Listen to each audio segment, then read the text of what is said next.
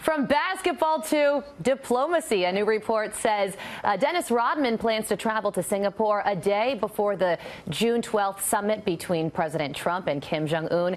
Now, a source tells the New York Post a lot of times in situations that involve complex diplomacy, countries like to identify ambassadors of goodwill. And whether you agree with it or not, Dennis Rodman fits the bill. Whether you agree with it or not is the key phrase here, because social media reaction is pouring in on this one.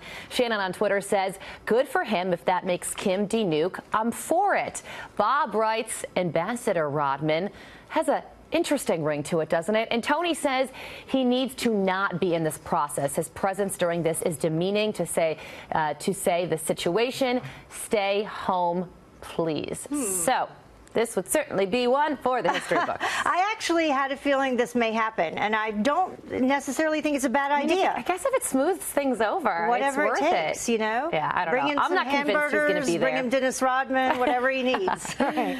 So Pennsylvania, some graduates getting an unusual gift. Yeah, that's right. This is a terrifying reality. Students at a middle school in Pennsylvania were gifted ballistic shield inserts for their backpacks for 8th grade graduation. Now, the president of Unequal Technologies gifted the $150 plates to students at St. Cornelius School, which is a student his own daughter attends. Now, here is the school's principal on that terrifying gift. Anything that we can do to protect our children and our staff, that's my job, to protect them, and I try to do the best I can. All right, well, comments flooding social media on this one as well. Adam says, how depressing. If this doesn't demonstrate that something in our society needs to change, I am not sure what will. Another Twitter user says, this is incredibly sad and does not come close to solving the problem. And another tweet writes, if this is the future for our kids, then we have failed them. Such a tough situation. If this makes students and parents feel better, though, I guess it's worth it. Absolutely. So this next topic I wanted to move to, for sure. So the social media prenup, what is this? Okay, so social media has made relationships more complicated, of course, which is why more and more people are getting what is called a social media prenup. So these prenups can address everything from whether or not couples can post pictures of children in the event of a divorce, or who would control joint social media accounts.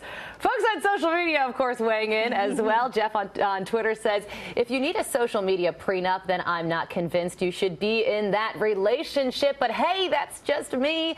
Somebody on Facebook said, whatever happened to simple respect, maturity, people, come on. I think that is such an important message there. And Madeline says, our society is getting crazy. I mean, I think prenups are like the least romantic thing ever to begin with. A social media prenup, though, is just crazy. Well, the thing is, social media has changed the way that we date and meet people, and now it's changing the way, I have so many friends who have gotten married off of dating apps. So it can make you, it could also break you. A lot of people divorced over dating apps as well. All right, thank you so much, Carly. I appreciate it.